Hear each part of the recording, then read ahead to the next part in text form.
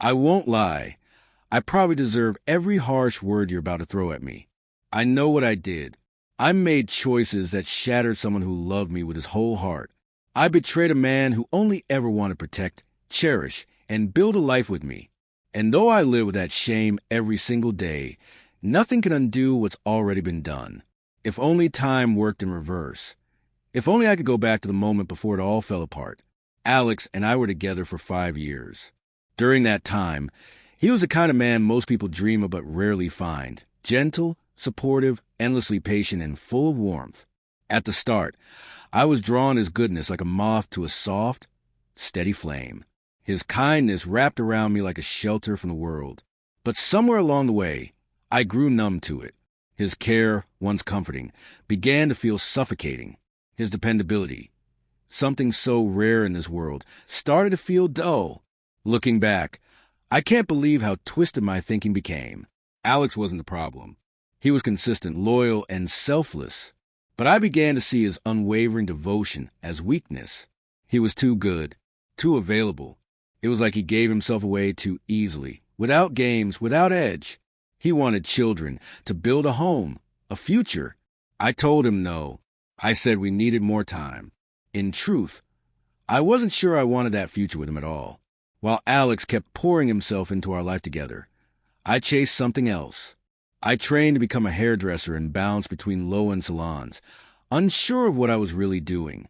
Until one day, I landed a job in an upscale salon on the first floor of a luxury hotel. That's where I met Jenna, owner, manager, and a walking vision of sophistication. She was everything I wasn't. Poised, stunning, and unapologetically cynical. Her salon was her kingdom, and her opinions were sharp as razors. She didn't believe in love, said it was a scam. Men were toys, meant to be played with, not loved. She'd been married twice. The first time for fun, the second for convenience. Her second ex, a wealthy older man, left her an apartment, a car, and the very salon we worked in. And Jenna? She moved through lovers like changing earrings. Her words crept into my mind like poison. A pretty face, the right words, and a few tricks in bed. You've got him. Men are easy. Their egos are handles, not hearts. It was intoxicating, the way she made reckless choices feel like power. Under her influence, I began to see Alex as dull, predictable, safe, and then came Arthur. He was Jenna's latest fling, a charismatic businessman staying at the hotel. One evening, she invited me to join them at the hotel restaurant. He barely took his eyes off me the entire night, and Jenna noticed but didn't care. Later, when he made his move, I didn't resist. That night, I crossed a line I thought I never would. And the next morning, I faced the aftermath. Alex, waiting at home with the same gentle eyes. Jenna, as casual and unbothered as ever. Alex forgave me. It was my first affair, and he wanted to believe it was a mistake. His love still covered me like a shield. Jenna, too, shrugged it off. If you want him, have him, she said. I'm already bored. But it didn't stop there. Arthur and I kept seeing each other. He said he loved me, said he wanted me to be his wife. He gave me 1 week to decide, to leave Alex and start a new life with him. I wanted to say yes, but I couldn't face Alex. Not like that. I needed a reason to justify walking away, something to blame him for. That's when the idea came. A terrible, soul-rotting idea. I asked Jenna to seduce Alex. I needed proof he wasn't as perfect as he seemed. Shockingly, she agreed. She relished these twisted games. But the next day, she returned frustrated and stunned. He said no. He kept saying, I love my wife. No man has ever resisted me. That was the first crack in my confidence. Guilt pierced through the haze. But instead of turning back, I made things worse. Jenna proposed we try something else. On my day off, I set up a cozy dinner, filled his glass with alcohol. He rarely drank, and invited Jenna over. She slipped something into his drink. He passed out. We dragged him to bed, undressed him, and Jenna got him beside him, naked. The next morning, I caught them. I screamed, accused, played the heartbroken wife. Alex looked confused, devastated, swore he remembered nothing. I didn't care. I wanted out. I packed my bags, called a cab, and left. I tossed my wedding ring, dropped the apartment keys on the counter, and walked away like a martyr. Jenna smirked as I exited. Arthur was waiting for me, and 2 days later, we moved to New York. The divorce was quick. No kids, no property dispute, just a signature on paper, and a man who never got to speak his truth. At first, Arthur made me feel like I'd won. He spoiled me, loved me fiercely, for about 8 weeks.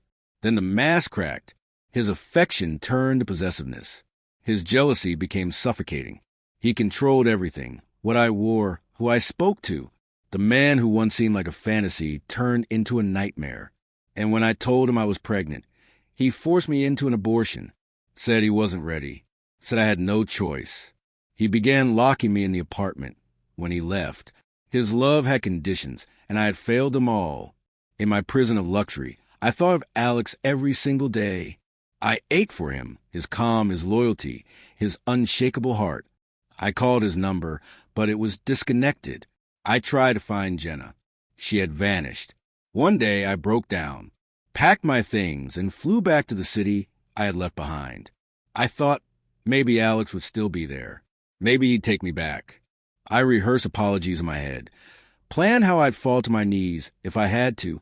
When I rang the doorbell of our old apartment, the last person I expected opened it. Jenna. But she wasn't the woman I had known. The glamorous edge was gone. Her face was softer, wiser. She was dressed simply, and she was very pregnant. She welcomed me in. The apartment was transformed. Fresh paint, new furniture, a nursery prepared with gentle colors and small details that screamed love. I sat in the kitchen I once cooked in, across from the woman who had helped destroy my marriage, and listened as she told me what had happened.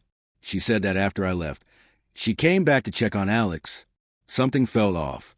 She found him in the bathroom, on the edge of life. She saved him that day, sat with him, cried with him, stayed with him. And over time they healed together. They fell in love slowly through the broken pieces I left behind. I was stunned. "You're pregnant by my husband?" I asked. She didn't flinch. "No, I'm pregnant by my husband," she said, holding up a wedding ring. They had married 6 months ago. He had found a second chance with the same woman who once swore men didn't deserve love. Jenna warned me not to come back. "He doesn't want to see you," she said. "He's moved on, and I'll fight for him with everything I have." Her words hit harder than any slap. I left the apartment in a fog, my heart shattered in ways I hadn't thought possible. I wanted to blame Arthur. I wanted to blame Jenna, even Alex. But the truth was simple, brutal, and cold. I did this. I lost a man who would have moved mountains for me, and I lost him forever.